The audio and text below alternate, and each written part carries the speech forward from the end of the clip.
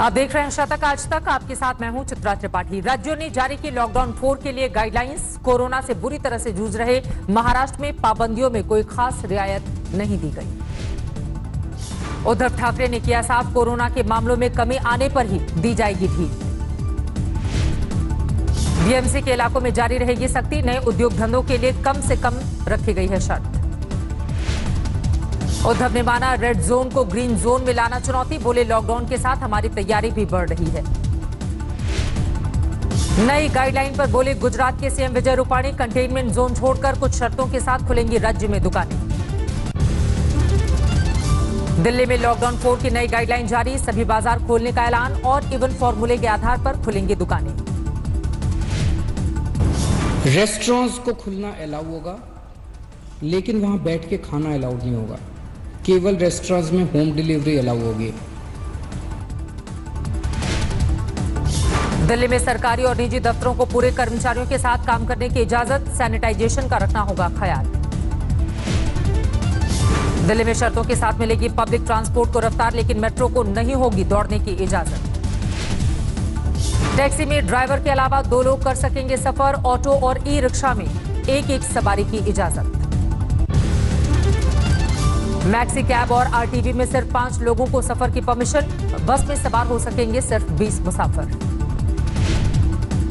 Social distancing का पालन न करने पर बंद करवा दी जाएगी दुकान। कंटेनमेंट जोन में सभी गतिविधियों पर पाबंदी।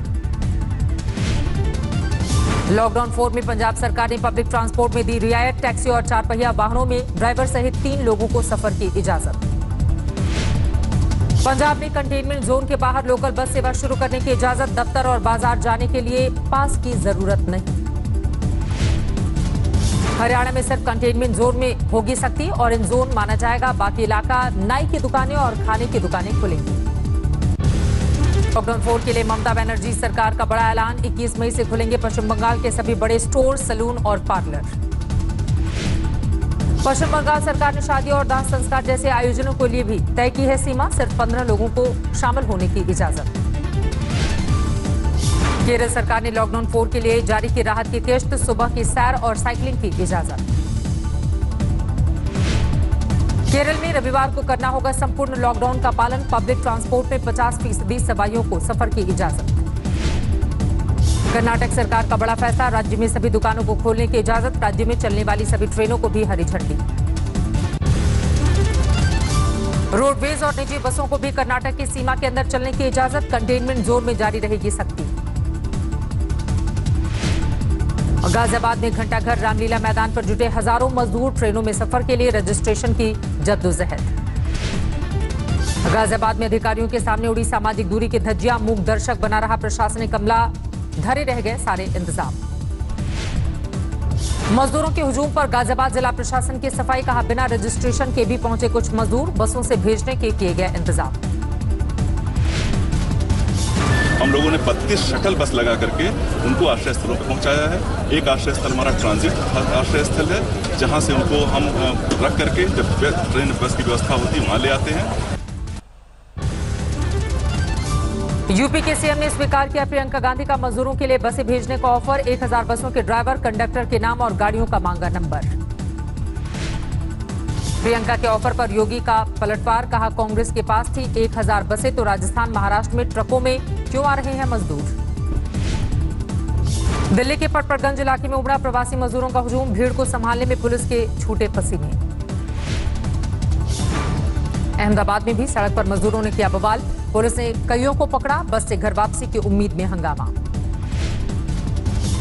देश में 96,000 के पार पहुंची कोरोना मरीजों की संख्या। पिछले 24 घंटे में सामने आए 5,000 से ज्यादा मरीज। देश में कोरोना से मरने वालों का आंकड़ा 3,000 के पार। पिछले 24 घंटे में गई 157 लोगों की जान। महाराष्ट्र में जारी है कोरोना का कोहराम। 33,000 के पार पहुंचा आंकड़ा। पिछले 24 घंटे में 2,347 नए मामले। अब तक 1,198 लोगों की मौत। दूसरे नंबर पर है गुजरात। 11,379 लोगों में संक्रमण। पिछले 24 घंटे में 391 नए मामले। अब तक 659 लोगों की जान गई। तमिलनाडु में कोरोना के 11,224 मरीज। पिछले 24 घंटे में सामने आए 639 नए मामले। अब तक 78 लोगों की जा चुकी है जान। दिल्ली में 10,000 के पार पहुंचा कोरोना मरीजों का आंकड़ा। पिछले 24 घंटे में सामने आए 721 मामले, अब तक 160 लोगों की मौत। राजस्थान में कोरोना के 5,202 मरीज, पिछले 24 घंटे में 242 नए मामले, अब तक 131 लोगों की मौत। केंद्र के पैकेज को लेकर ममता बनर्जी ने मोदी सरकार को घेरा, कहा 4 दिन की प्रेस कॉन्फ्रेंस देख ली, पर असल में बंगाल को मिलेगा महज आधा फीसदी। लॉकडाउन 4 के पहले दिन जाम के जंजाल में घिरी नजर आई दिल्ली, कई इलाकों में गाड़ियों की लंबी कतारें। इंटरस्टेट ट्रैफिक पर कंफ्यूजन की वजह से दिल्ली नोएडा बॉर्डर पर लगा भारी जाम, डीएनडी और कालिंदी कुंज में घंटों तक परेशान होते रहे लोग। नोएडा दिल्ली बॉर्डर पार करने के लिए जरूरी है इजाजत, ई पास के लिए आवेदन करने की सलाह दी गई। बक्सर के इटाड़ी पहुंचे प्रवासी मजदूरों को गांव के लोगों ने नहीं घुसने की दी इजाजत, मजदूरों ने कहा हमें क्वारंटीन सेंटर भेज दें। राजस्थान, दिल्ली और बंगाल से यहां पहुंचे सैकड़ों मजदूरों के प्रति प्रशासन भी लापरवाह, समाज सेवक ने किया खाने पीने का इंतजाम। दिल्ली में दौड़ने के लिए ऑटो वालों ने की खास तैयारी, पीपीई किट और सैनिटाइजर के साथ मुसाफिरों को ढोने का करेगा काम। पंजाब के कपूरथला में लॉकडाउन से परेशान शिक्षक का हाई वोल्टेज ड्रामा, टावर पर चढ़कर शिक्षकों की समस्या सुलझाने की मांग। कोरोना के खिलाफ जंग में सामाजिक संगठन की बड़ी पहल, हंस फाउंडेशन ने पीएम केयर फंड में किया 4 करोड़ रुपए का दान। यूपी के कुशीनगर में NH-28 पर ट्रक से टकराई बस, 12 मजदूर घायल, 7 की हालत गंभीर। बिहार के गोपालगंज में ट्रक ने बाइक को मारी टक्कर, दिल्ली से जमुई जा रहे युवक की मौत। झांसी में पैदल और ट्रकों से जा रहे मजदूरों को एसी बसों में किया गया रवाना, मजदूरों ने योगी सरकार को कहा धन्यवाद। हरियाणा में लोगों को बड़ी राहत, कुछ रूट पर बहाल हुई रोडवेज की बसें, दिल्ली के लिए भी शुरू होगी सेवा। समस्तीपुर में कोरोना योद्धाओं को मुफ्त में बांटा जा रहा है विशेष इम्यूनिटी किट, जागरूकता अभियान के साथ ही साथ चलाया जा रहा है सैनिटाइजेशन का भी काम। दिल्ली के बंगाली मार्केट में 2 महीने बाद शुरू हुआ मिठाई का कारोबार, लेकिन दुकानों पर पसरा हुआ है सन्नाटा। जयपुर में खुली मिठाई की दुकानें, लेकिन 3 दिन के बाद भी कारोबार मंदा, नहीं मिल रहे हैं होम डिलीवरी के ऑर्डर। लुधियाना में लोगों का विरोध प्रदर्शन, ट्यूशन फीस और बिजली बिल चुकाने को लेकर सरकार से सवाल। जालंधर में 55 दिन के बाद खुले ब्यूटी पार्लर और सैलून, नियमों के पालन के लिए अपॉइंटमेंट सिस्टम से करेंगे काम। कानपुर में पीपीई किट पहनकर सैलून में बाल काट रहा एक युवक, लोगों को लाना होता है अपना तौलिया। गुजरात के दाहोद में मनरेगा के तहत मजदूरों को मिला काम, सोशल डिस्टेंसिंग के साथ बांटे गए मास्क। चंदौली में फंसे पंजाब के 44 लोगों की घर वापसी, केंद्रीय मंत्री ने करवाया बस का इंतजाम। सुपर साइक्लोन में तब्दील हो सकता है बंगाल की खाड़ी में आगे बढ़ रहा एम्फन तूफान, कई राज्यों में अलर्ट जारी। उत्तर पूर्व दिशा में गति करेगा और 20 तारीख को आफ्टरनून में या इवनिंग को वेस्ट बंगाल और बांग्लादेश तट, दीघा और हातिया आइलैंड के बीच में पार करेगा। ओडिशा के 12 जिलों में जारी किया गया है एम्फन तूफान का अलर्ट, पश्चिम बंगाल के 6 जिलों में भी एहतियात, एनडीआरएफ की तैनाती। राहत पैकेज से निराश सेंसेक्स 1068 अंक लुढ़ककर 30,028 पर बंद, निफ्टी 313 पॉइंट्स की गिरावट के साथ 8,823 पर बंद। डॉलर के मुकाबले 33 पैसे की गिरावट के साथ बंद हुआ रुपया, $1 की कीमत हुई 75 रुपए 91 पैसे। स्विगी ने की 1100 कर्मचारियों की छुट्टी, कंपनी की कुल कर्मचारियों की तादाद का 14% है आंकड़ा। गोल्डमैन सैक्स ने जताई इस साल भारत में सबसे बड़ी मंदी की आशंका, दूसरी तिमाही में जीडीपी में 45% गिरावट का डर। 21 लाख करोड़ के राहत पैकेज का वित्तीय घाटे पर 2 लाख करोड़ का होगा असर, जीडीपी के 1% के बराबर है रकम। इसी हफ्ते लॉन्च हो सकती है एमएसएमई को 3 लाख करोड़ रुपए के लोन की स्कीम, 9.25% की दर से मिलेगा छोटे मझोले उद्योगों को लोन। अतिरिक्त राजस्व की अकाउंटिंग से राज्यों को 6.4 लाख करोड़ रुपए का होगा नुकसान, शर्तों के कारण नहीं ले पाएंगे 4.28 लाख करोड़ का उधार।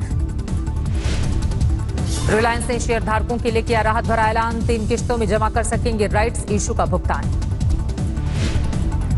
हरियाणा के युवाओं को एमएनसीएस में आसानी से मिलेगी नौकरी, राज्य सरकार ने लॉन्च किया नया जॉब पोर्टल।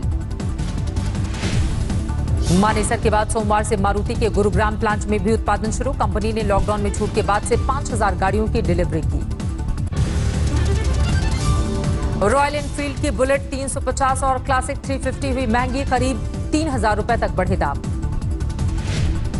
रेनो ने लॉन्च किया ट्राइबर का ऑटोमेटिक अवतार, 6,18,000 रुपए है एसयूवी का दाम। निसान ने लॉन्च किया किक्स का BS6 version, 1.3 litre turbo engine से लैस एसयूवी की कीमत है 11,85,000। किया मोटर्स ने लॉकडाउन में छूट के बाद शुरू किया गाड़ियों का उत्पादन, अनंतपुर प्लांट में शुरू हुआ काम। 19 मई को लॉन्च होगा 108 MP कैमरे वाला flagship phone Moto Edge plus. 21 मई को भारतीय बाजार में एंट्री करेगा बजट फोन मोटो G8 पावरलाइट। आईटीसी ने किया सेवलॉन से कोरोना के पुख्ता बचाव का दावा, कहा स्टडी के बाद माइक्रोबायोलॉजिस्ट ने बताया है बड़ा मददगार। NHH ने की नॉन वर्जीनिया टोबैको को नियमित करने की अपील, हाल ही में 30,000 करोड़ के अतिरिक्त राजस्व मिलने का किया गया है दावा। लॉकडाउन 4 के ऐलान के बावजूद नहीं टूटा सामाजिक संस्थाओं का हौसला, रामाज्ञा फाउंडेशन ने 10 लाख लोगों तक मदद पहुंचाने का रखा लक्ष्य। जापान के सॉफ्टबैंक ग्रुप के बोर्ड से हटे अलीबाबा के सह संस्थापक जैक मा 13 साल से बोर्ड में थे शामिल।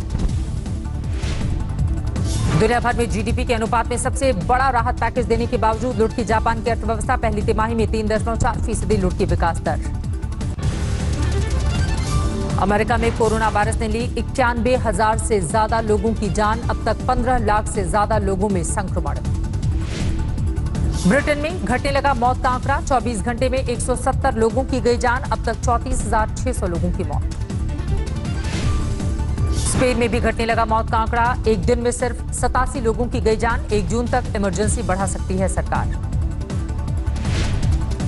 इटली में खुल गए रेस्टोरेंट्स और हेयर सैलून, करीब 2.5 महीने बाद बाजारों में दिखी रौनक।